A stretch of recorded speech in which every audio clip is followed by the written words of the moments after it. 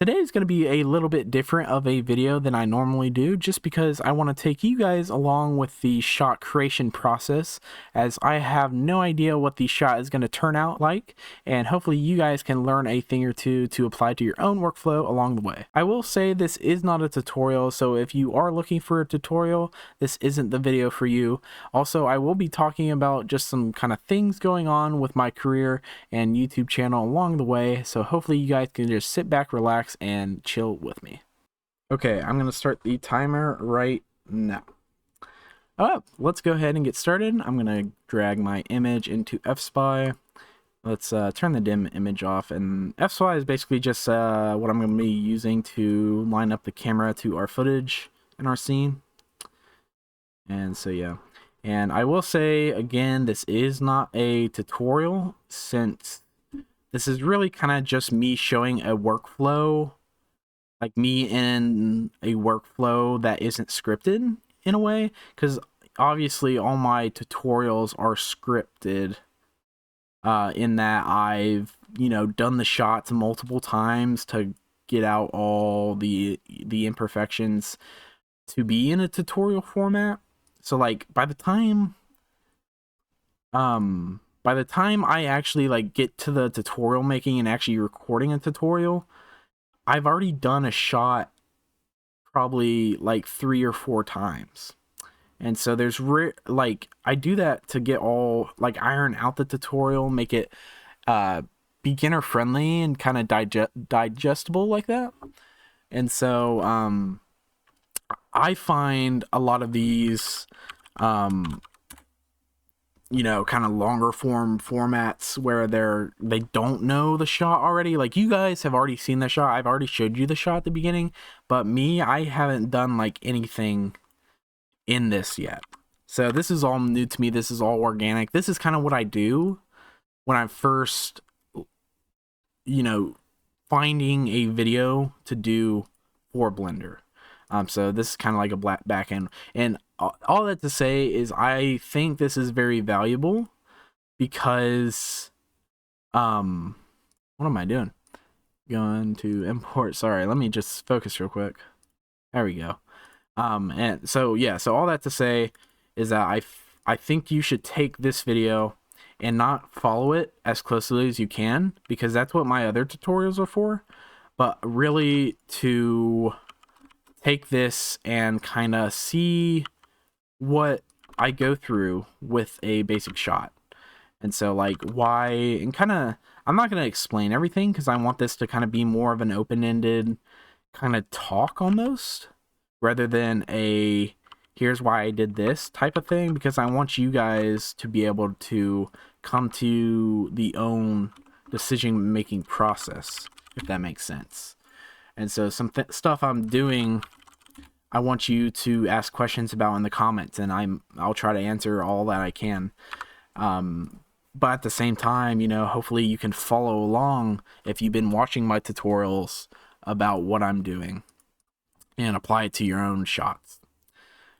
So yeah, so let's go ahead and import in the model I chose. All right, I went ahead and chose these already, just because I feel like it would have been so long to find the exact model and the exact footage that I want to work with, because now more than ever, honestly, I've been trying to make more visually interesting shots, which is very, obvious to say. But like when you're making stuff for YouTube or for tutorials and stuff, you really have to come at it through a lens of what others would enjoy and the learning value. And so most of the time that stuff isn't really, visually interesting, because it's the most efficient way to teach somebody a concept. So I feel like that's where I was in the past, was doing stuff that wasn't that visually interesting, but did showcase a concept very well, which is kind of the philosophy that I did my previous tutorials on. And so I feel like that's a major change I made to myself since I've come back to YouTube, because I did have a time where I wasn't really enjoying the work I did. So when I was making YouTube videos, when I was making even just content in general, there was a time where I wasn't really loving the content I was putting out. I was kind of just doing it for the views and for everything. And honestly, one of the biggest things I've done recently is try to make videos that I could see myself watching. And I think that's kind of the aha moment I had, was that I realized a lot of the videos, as soon as, like, if I was a viewer new to a channel and came across my channel, like, I wouldn't even watch my own videos. And so I kind of like looked at some like YouTube growth tutorials, all that stuff, and the number one thing was like, hey, think of your like number one audience member and like make videos for them. And I'm lucky enough that I'm kind of my own number one audience member. Like, I watch these I used to watch these style of videos when I was learning, and it was a huge help to grow in my filmmaking and in my visual effects. And so I want to try to do that same thing, for other people. And so that's why I think I found new purpose, and why I honestly came back to YouTube in the first place, was to change, kind of change my ways and my thinking. Because now I totally, like, I try to cater my stuff to be more of that educational. I am an educational channel, but before I didn't have anything other than that in my channel, and I feel like now I can safely say that I've embraced more of the art of my work. And so I actually care now about how it looks.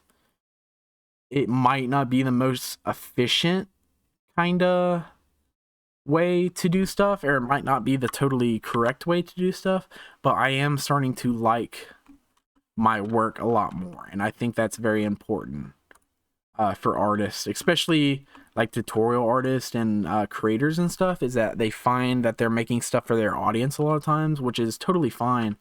But then at the same time, they don't have they can't find time to make stuff that they would enjoy, which is where I found myself and the reason why I left.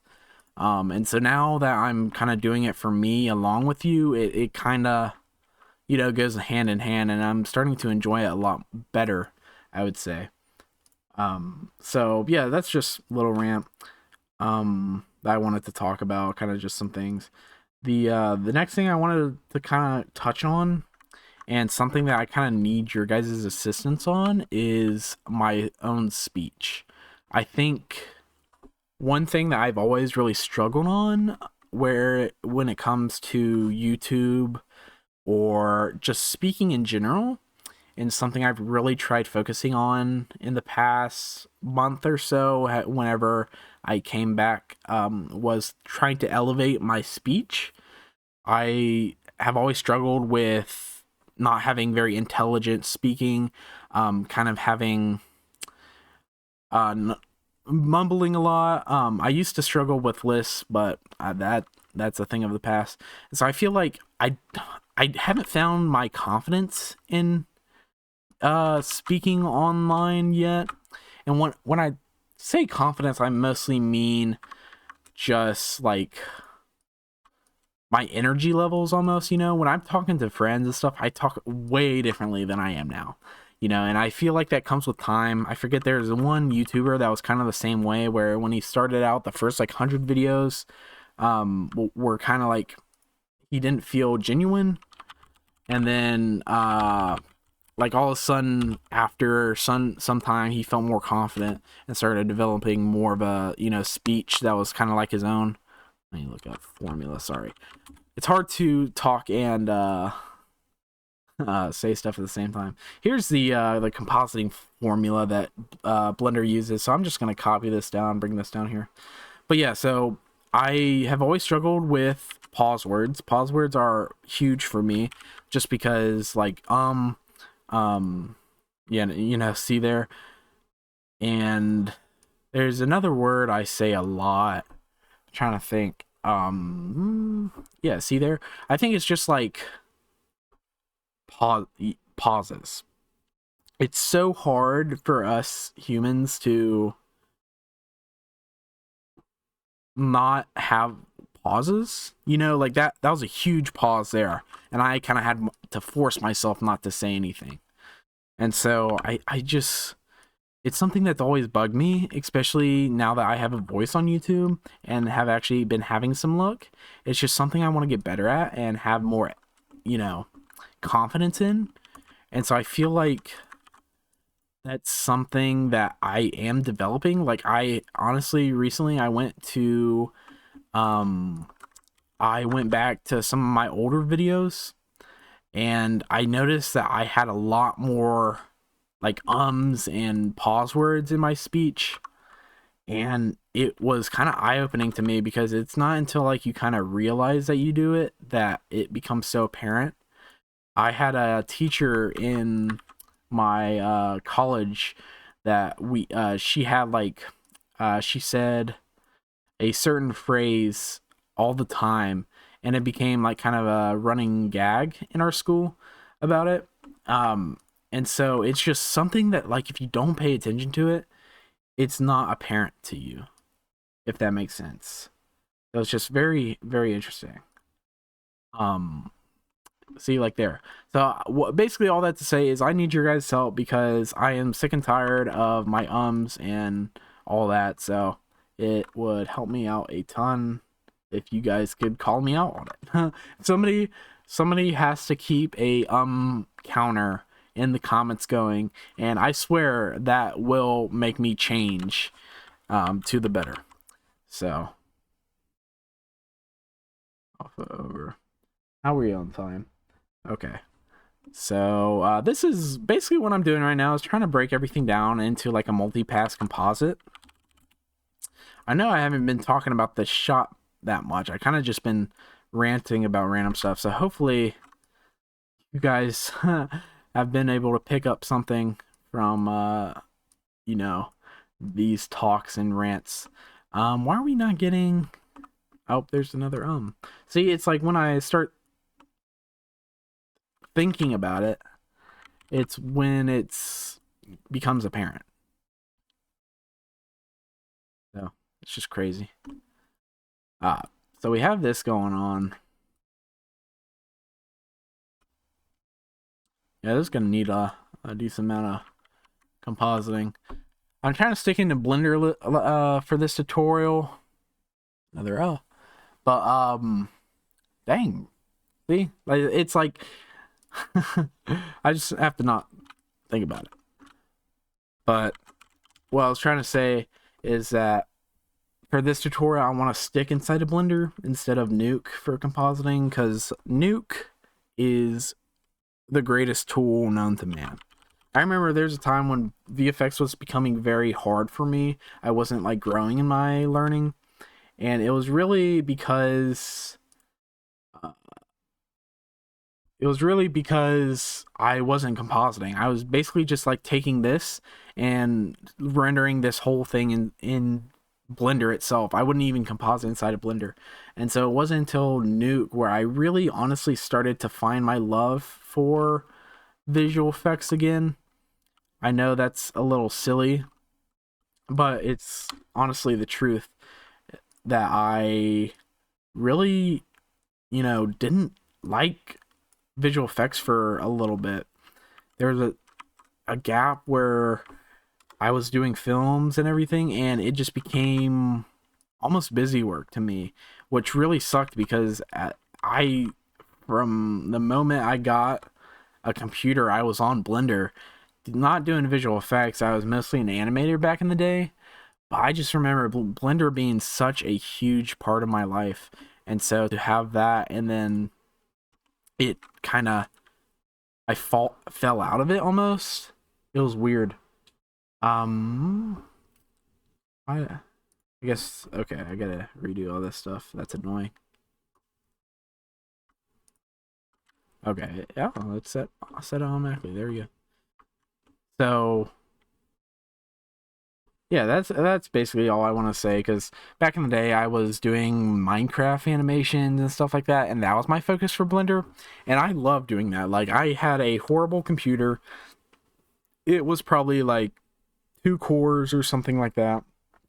Couldn't render cycles at the time. It was like Blender Render, I think was the Eevee alternative, and you just could not get good results. But I didn't really care. It was the best I could do, and so that was kind of like my start into it, was animation, which is so interesting because like I haven't touched animation at all, and honestly, I don't miss it. Animation to me was so tough because I couldn't wrap my mind around keyframes and like the curves and all that stuff. I remember I had a class in college where basically we it was a nuke compositing class, and that was the first time I had even like thought about compositing in the VFX workflow, not just Blender, and it kind of like changed like my skills for the better. Like, I would say right now I am mostly a compositing artist. Like, I do 90% of my work in Nuke, or like in the composite right here. Speaking of compositing, okay, we are at 14 minutes. And so it's just crazy to think how something like that can change. I feel like it's too dark there.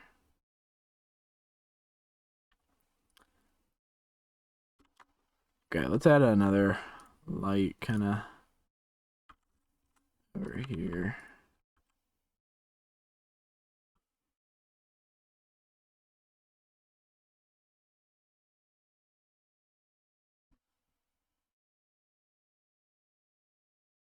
But yeah, so now, like, compositing is just so much fun.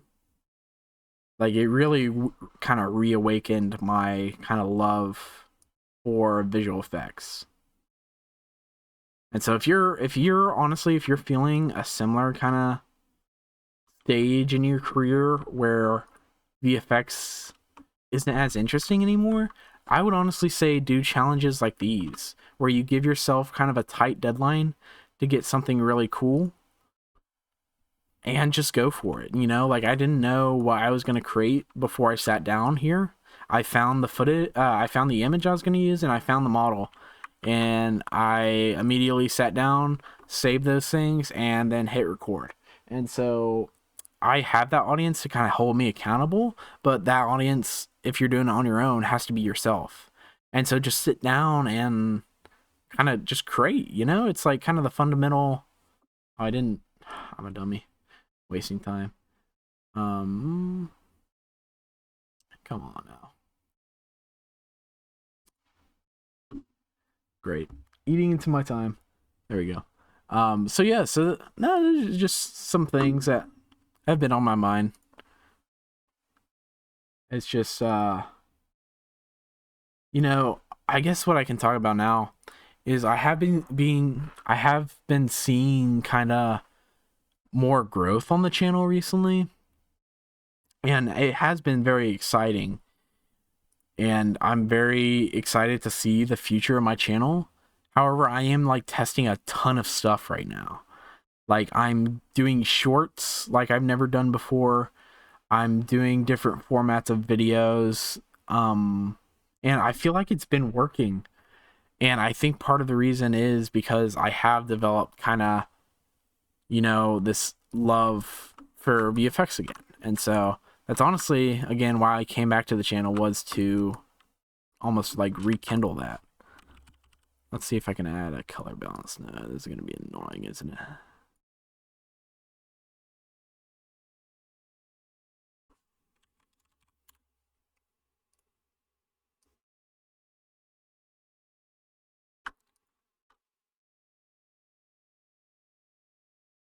Yeah, this is so annoying. This is why I hate compositing in Blender. The I just don't understand why the blacks are giving me such issues. Like, I just don't understand. Blacks always give me issues with this node.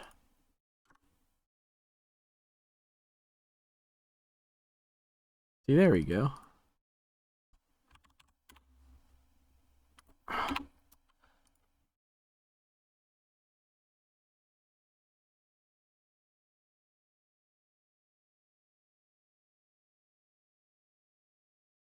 Yeah, see, like, why? I don't understand. You can make it lighter, but you can't make it darker. I don't know.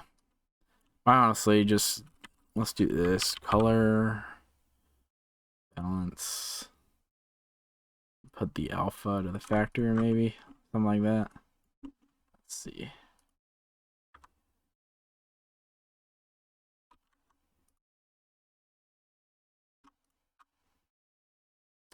Yeah, the other thing is freaking Blender's compositor is so annoyingly slow. It's insane.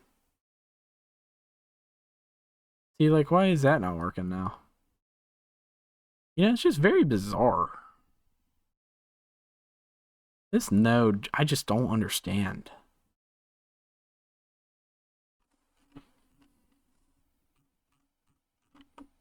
Yeah, I just don't understand it at all.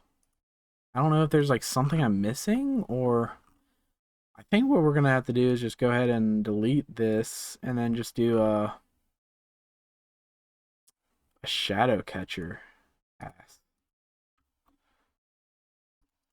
Which, I mean, is fine for what we're doing, but not what I wanted.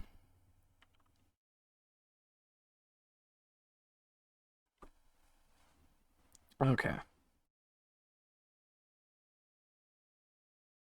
Yeah.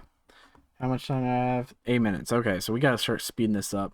So come over here to shadow catcher. That's on. Let's go to compositing. Is that here already? No, we gotta turn down new image. And so yeah, so let me know if you guys like want me to kind of do more of these kind of talk while I work type videos.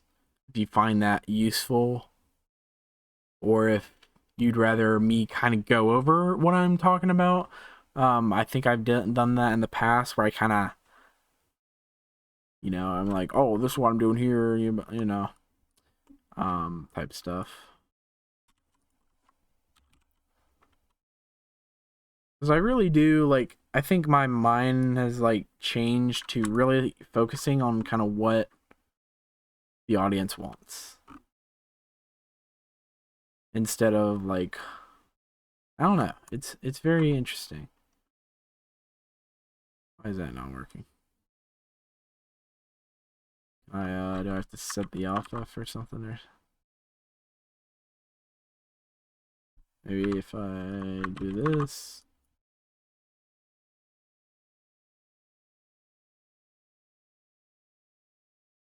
Yeah, but you can just see my mouse is like so laggy right now because Blender is like taking its sweet time to pause it.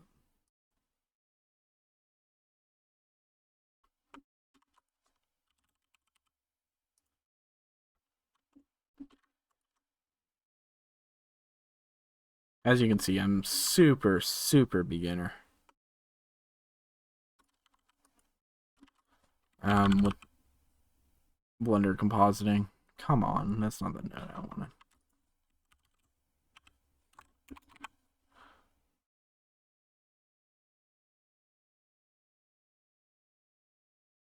Like, that's honestly the greatest thing about Nuke is that it is so fast. I would even consider you guys use DaVinci Resolve instead of Blender just because it's so much faster. Like, you can get such better quality super fast. Okay. Now, some final things I have to add. I need to blur this a little bit.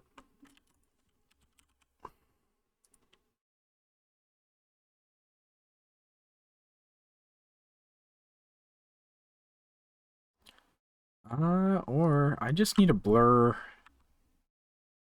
I need like a defocus thing. Let's just, it's so laggy. um, let's come to the camera, do depth of field, and decrease that. That kind of matching a little bit.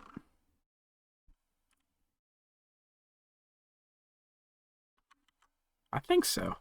Okay, some final things I want to do so we can quickly get a render out. I want the, is that the gloss? Dang, that's a lot of gloss. I want to increase the gloss, which now I'm looking at it. Most of everything is coming from the gloss, but I'm a little bit worried about adding more to the gloss. I thought it was coming from the diffuse layer, but I guess not. That's kind of crazy. Okay, so multiply that. What does that look like?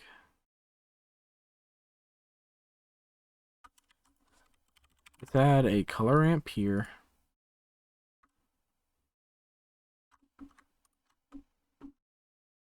And let's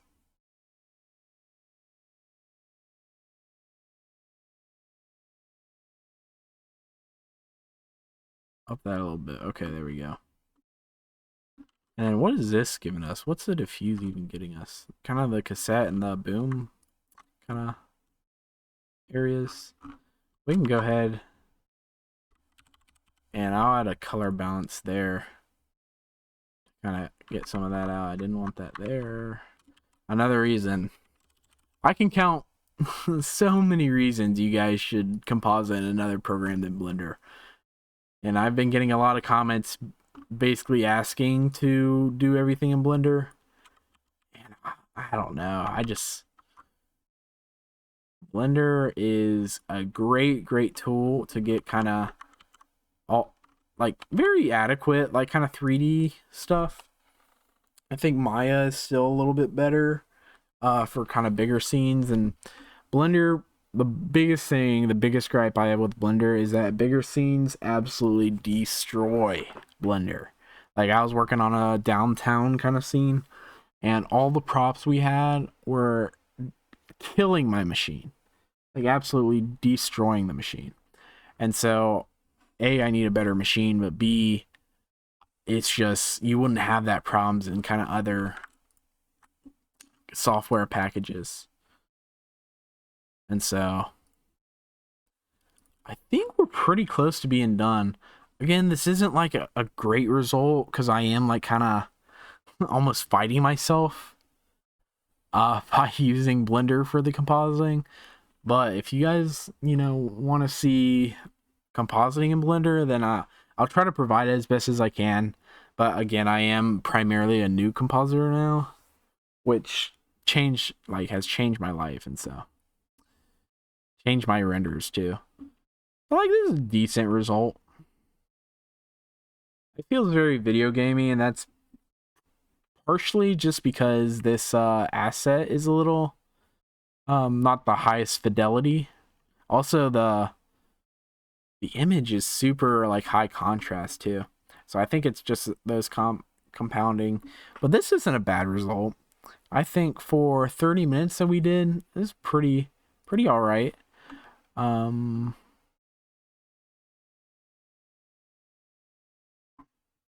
yeah, we can delete that. Just plug that into there, right?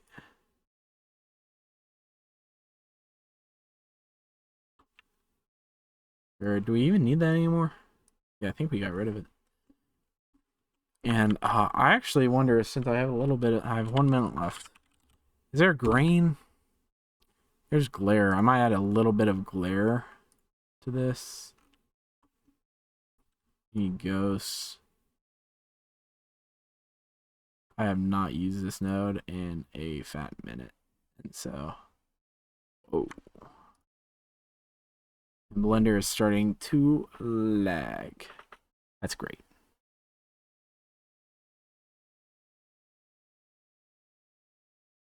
Why is that doing that? What in the world? Where are those coming from? What's going on? Fog glow? Maybe that's it. Yeah, I'm just dumb. There we go. We need like a 0.5 threshold. Okay, and that's going to be time. Let's see. And render. Okay, I got it before the timer. So everybody can not call me out. Let's see if that glow made or broke this shot. I'm hoping it didn't, because I'm very nervous about that.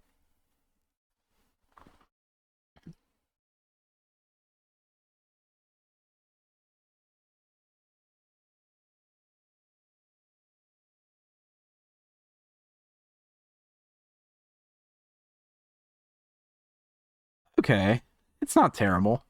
I don't know if it matches the scene very much. But yeah, so here's the final result that we got. It's not bad by any means. It's not my best work. if I'm being super critical, and I think that mostly comes down to me doing the compositing in Blender rather than Nuke.